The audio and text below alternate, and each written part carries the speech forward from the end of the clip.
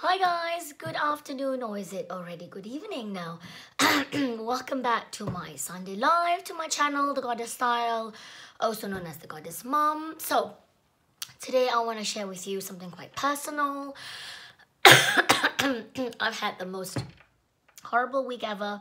I'm still recovering from my cold. This horrible cough has been going on for a month. I am taking medication, don't worry if you're worried about me. Anyway, I thought I would use today's kind of like Sunday, my vlog, to share with so many of you who've been asking me about what happened. I was so upset. I put it this one cryptic little Insta story about being really upset and blue about missing stuff. So it's got to do with my move. Now, as you guys know, I moved. I had all my stuff from London, moved to Spain, and okay, let me start with a long story. No, let me just go back a few days ago. So half of our household goods were supposed to arrive in Spain, and we found out that the guy took the money and never delivered the goods. Now, the good news is I know where my stuff are. It's not missing. The bad thing is, of course, we're missing our money and he's disappeared from our lives. But let me go back to the very beginning. We found a moving company. Everything was set to move out, a few days before our house was due for handover. 3 days before the big moving date, on a Wednesday, we were supposed to move on a Monday morning. On Wednesday, the moving company, about 10:30 in the morning, I still remember this, called me up really apologetically, saying that he had to cancel the job. He said he was really sorry, but he found out that his partner's cancer come back and he's not in a good space, blah, blah, blah, blah, blah. Now, the human in me, the woman in me, the therapist in me was like, oh my God, I'm really sorry to hear this bad news, blah, blah, blah. But the mom who needs to sort out her house move and the businesswoman in me just went, I'm sorry, that's not good enough. You can't cancel your job with just 3 days to go. He was supposed to come on a Friday, Saturday to kind of pack, and then Monday to do most of the packing into the truck, and then Tuesday to move the stuff from London to Spain. Anyway, I was left. He said, oh, I can look for you for a replacement. Don't worry. But I'm like, no, I don't know who they are. What if you're going to replace me with someone who's going to be shit or whatever? I don't know. There's a lot of, ifs that you don't know. All these things. I thought I want to take control of the situation. So with 3 days to go that we have to move, no proper moving company, no good bona fide moving company worth their salt was going to take the job because everybody was gone. So the other option my friends told me to look at was like, not drop shipping, but they're like, they're not movers, but they're like transportation companies. They just move goods from A to B. They have trucks, they have the vans or whatever. All you have to do is just tell them where you need the stuff picked up and they will do it. They don't do the packing, they don't do any moving. You got to do the hard work yourself. So I said, okay, no harm trying. I tried, a very major website that does farm out all the jobs. I put the job out. I said, moving from a terrace house in London to Spain. And I had so many job offers from 2 different websites. And then, the person who said, I can definitely do the job on Monday. I'm going to be there at 9 o'clock. I'll be there. Don't worry. So we had a couple of conversations back and forth. And I chose this one company. And surprisingly, his job bid was not very high. He was very reasonable. So I thought, oh, it's a little bit on the cheap side. So I was like, oh, you're quite, oh, it's because I'm already going to go to Spain to kind of do my office. So I was going to go with an empty truck anyway. So it didn't really matter. So I thought, oh, okay, it was a reasonable explanation. So anyway, on Monday morning he came and he was a little bit late. He blamed it all on traffic. And I'm like, well, if you know you're coming into London with the traffic, you should have left earlier, isn't it? Anyway, so long story short, he did the job. He brought everything and put them into storage and everything was done, so it was fine. There was, after the move, 1 month later, when we went into storage to look, I found out, of course, a lot of things were broken. My marble table was so badly chipped, I couldn't use it anymore. There was no way I could fix it. So I said to him, look, you need to have to cover this. Oh, don't worry, my insurance will cover it all. So I said, okay, we'll keep in touch. Anyway, in the meantime, my daughter had issues with her apartment that kind of fell through. So she had to have all her goods picked up. She go, Mom, I can't fit it into my other place. So can you pick it up? So I asked this guy again, could you go into London and pick up little bits and bobs, her sofa set, whatever she couldn't use anymore. Can you bring it to Spain for me? He gave me a price. I'm like, yep, I'll pay for it. Bring it over. But anyway, don't forget, when we moved, of course, his truck was a bit too small. So he said, I can't fit anymore. So put the rest. So we paid for storage in London. So the other half of the household goods was supposed to be picked up once we found a house. So I said to him, give me a quote for the price and then take the rest of the goods in storage in London to send it to Spain. And he was like, no problem, this is the price. I'll do it when, you know, when you've got your house and I've got a slot in between when I'm going to Spain. So he's like, great, done, you know. And he kept delaying. He said, oh, I've got issues and I'm doing other jobs, blah, blah, blah. So I was like, okay, you know, because we already paid the deposit. We thought, okay, when can you do it? He said, oh, the end of October. We're like, okay, you know, I don't mind having my goods a bit delayed because, okay, we've got a couple of stuff here. We've got some clothes. But the goods in storage in London were basically part of my kitchen items and one very important box. It contained all the screws, the nuts and the bolts for all our furniture that had to be assembled. And they are not just IKEA furnitures. I mean, if you're IKEA furniture, I can just go to IKEA in Malaga and just buy over all the screws and bolts. But these are furnitures that are like, you know, nice expensive furnitures that we brought from Malaysia or from all over the world that we got with us, you know, so they were all disassembled and I needed to assemble them. So this box contained all the screws and somehow they were kind of in the stress of the move, you know, with all this going on. We accidentally left the box in London in the storage unit, and of course our winter wear and everything else was there. So we thought it was going to come at the end of October. We were going to be fine. I'm freezing now. I've only got a few jumpers to survive on. So anyway, so he said, yep, I'm going to pick up your goods. This was last Saturday, and I can like, what time are you going to be there? What time? So because he was supposed to pick up the products a week ago, a week before that. And my husband waited and waited and he go, oh, I can't make it. You know, I'm going to go on next week. So my husband's like, well, I won't be in London anymore because he was back there for work. So he said, oh, don't worry about it. I'll get an extra guy. I'll get a man to come and help me with the job. Don't worry, you can trust me. You don't have to supervise the job. I'll be able to fill up the truck with all your goods. So my husband went back to Malaga the weekend before.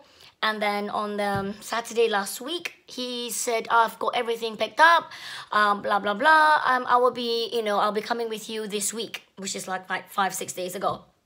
So on Monday, my husband messaged him. We texted, we have a group WhatsApp. We're like, okay, where are you? Where is the goods? And he was like, oh, I'm coming. You know, don't worry. I'll be with you tomorrow. Be like, what, are you going to go? He said, yeah, I'm going to go on a ferry. I'll be with you tomorrow evening. Okay. I said, where are you coming from? He said, I'm coming from Plymouth. I'm like, Plymouth? Okay, that's a bit far for him. But again, you know, we thought he's got other jobs. He's picking up in Plymouth. And then we asked him again on Tuesday, where are you? He's like, oh, yeah, I'm near the border of Spain. We thought, if you're taking the ferry from Plymouth, which is, you know, a big boat, you wouldn't say you're near the border, would you? He said, I'm coming on land or something, right? But anyway, we just thought, okay, never mind. Maybe he's dropping into Spain. I don't know, whatever, into France, I meant. So he said, I said, what's your ETA? He was like, oh, I'll be there with you 6:30, you know, more or less. So we made jokes. I mean, we made jokes about him arriving at 6:30. And by about like 7, he's not arrived. We're like, listen, mate, you know, it's going to be 8 o'clock. Kids need to go to bed. You know, we're tired. We're both still really, really ill. My husband also was down with a cold.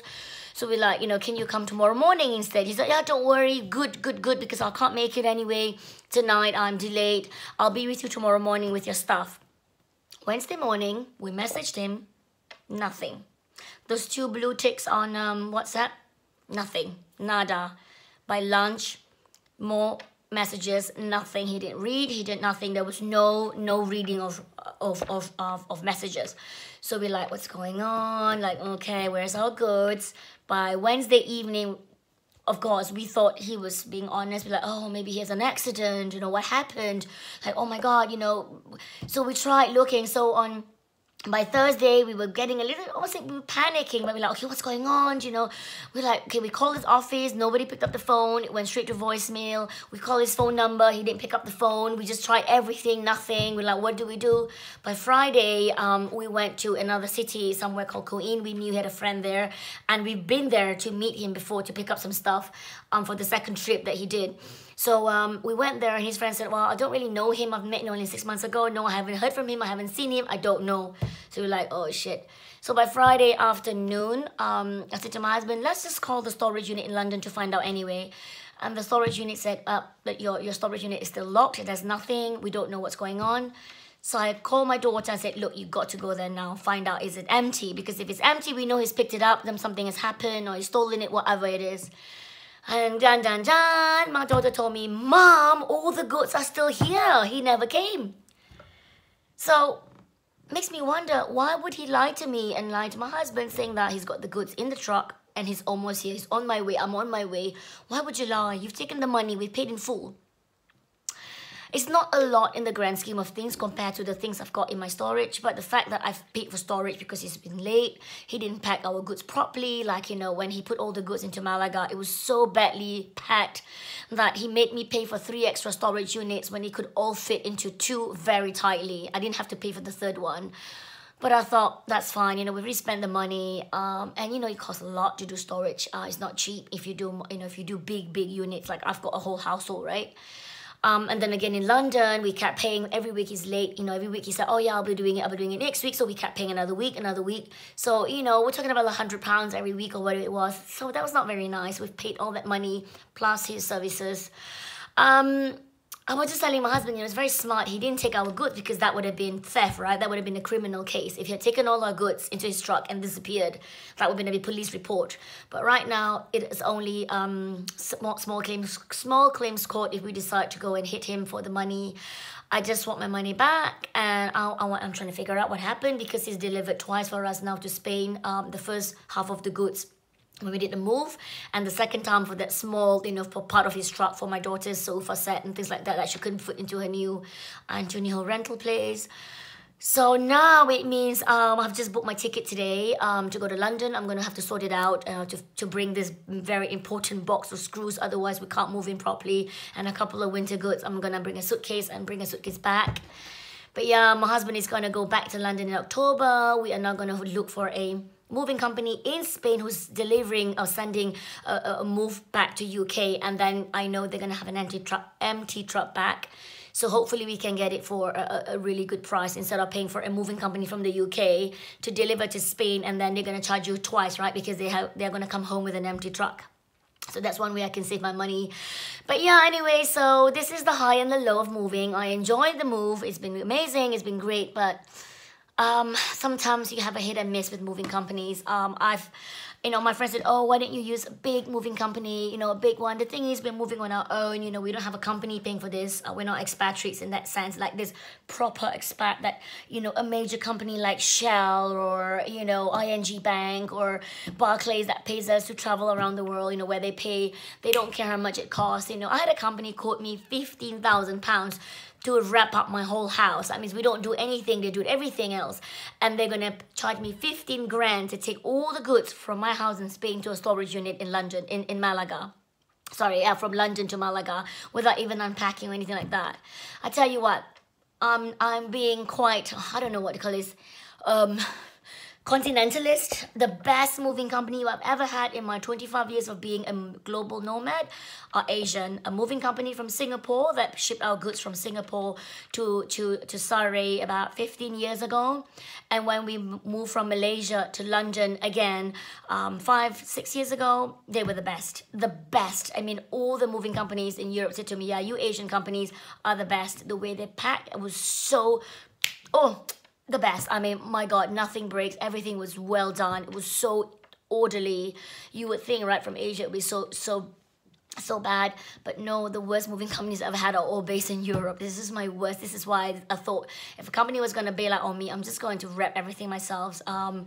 You know, there's only a few breakage because the boxes were not really good, you know, when you buy online. Whereas when you're a moving company like in Asia, they're like this expensive triple line, you know, boxes. It was really, really good. But yeah, so this is my story right now. I can't really move in. I can't really unpack my waterbed. I can't. My bag is so bad right now because I don't have my nice waterbed because all the screws and everything else is in London. So we'll see. I'm going to be seeing you again next week from London. I'll be flying back next week as I'm about to go live. Anyway, thank you so much for listening to me rant about my issues.